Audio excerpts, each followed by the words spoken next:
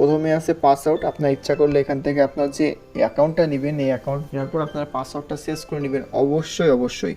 কারণ আপনি যদি আপনার পাসওয়ার্ডটা চেঞ্জ না করে দেন, তাহলে আপনাকে যে অ্যাকাউন্ট করে দিয়েছে সে কিন্তু আপনার ইউজার নেম এবং পিন পাসওয়ার্ড যা দিয়েছিল তাই দিয়ে অ্যাকাউন্টে লগ ইন করতে পারবে। তো আমি সেক্ষেত্রে মনে করেন যে আমার যে অ্যাকাউন্টটা খুলে দিয়েছিলাম, সেক্ষেত্রে আমার সে পাসওয়ার্ড ছিল এক্সাম্পল যে পাসওয়ার্ডটা প্রথম দিবেন সেটা হচ্ছে 112233, যেটা আমি খুলছিলাম এক্স্যাক্টলি।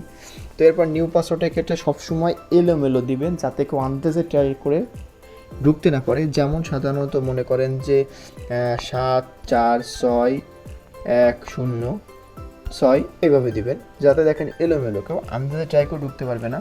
তো সেমভাবে নিচেরটাও আপনি এইভাবেই দিবেন 946106। তো এখানে আপগ্রেড পাসওয়ার্ড চাপ দেওয়ার সাথে সাথে কিন্তু আপনার পাসওয়ার্ডটা চেঞ্জ হয়ে যাবে। তখন পুরাতন যে পাসওয়ার্ডটা ছিল এই পাসওয়ার্ড আর কোনো কাজ করবে না, তখন নতুন পাসওয়ার্ড দিয়ে আপনার কাজ করতে হবে। তো এক্স্যাক্টলি সেম আপনার পিনের ক্ষেত্রেও সে পুরাতন পিন দিতে হবে, নিচে আপনি নতুন 2টা পিন সেম দিবেন, তাহলে আপনার পিনটাও আপগ্রেড হয়ে যাবে। এর পরবর্তী আসে ডিভাইস লক। আপনি যদি ডিভাইস লকটা এনেবল করে রাখেন, তাহলে আপনার অ্যাকাউন্টে আপনি ছাড়া অন্য কেউ লগ ইন করতে গেলে সেক্ষেত্রে কিন্তু একটা মাল্টিপল ডিভাইসের অ্যাক্সেস চাইবে। সেক্ষেত্রে আমরা এখান থেকে প্রুফ ছাড়া কিন্তু আমরা কখনো অ্যাক্সেসটা দিই না।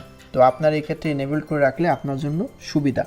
যাক, পরবর্তী অপশানে হচ্ছে 2 স্টেপ। 2 স্টেপের ক্ষেত্রে আপনি কখনো ব্যবহার করবেন না আপাতত, কারণ 2 স্টেপের ক্ষেত্রে সবথেকে বেটার ভালো হয় যেটা আমি মনে করি সেটা হচ্ছে প্যাটার্ন লক। আমি যেমন এখানে দেখেন একটা প্যাটার্ন লক দিচ্ছি, এক্সাম্পলে প্যাটার্ন লক দিলাম, দিয়ে একটা প্যাটার্ন লক মনে করেন এটা দিলাম, দিয়ে কনফার্ম। তো এখানে আমি প্যাটার্ন লক এটা দিয়ে কনফার্ম করলে আমি অ্যাপস থেকে দেখেন বেরোয় যাচ্ছি। যার পর আমি যদি এখন আমি নয়ন টেলিকমে ঢুকি, তাহলে আমার এখানে কিন্তু প্যাটার্ন যাবে, কোনো পিন টিন কিছু যাবে না।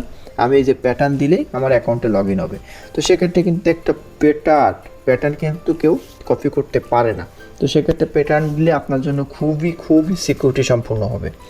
তো এরপরে যেগুলো আছে সেগুলো হচ্ছে সাপোর্ট। এখানে থেকে আপনি কমপ্লেন করতে পারবেন। এরপরে আপনাদের রয়েছে নোটিশ। এখান থেকে আপনি সকল নোটিশগুলো দেখতে পারবেন, আমাদের যে নোটিশগুলো প্রতিদিন দেওয়া হয় এই নোটিশগুলো সব কিছু আপনি এখানে ঢুকে দেখতে পারবেন।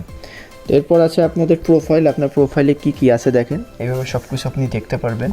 তারপরে শেষ আছে লগ আউট। আপনি লগ আউট মানে আপনি অ্যাপস থেকে বাইরের দিকে চলে যেতে চাচ্ছেন, সেক্ষেত্রে এইটা আপনি লগ আউট করতে পারবেন।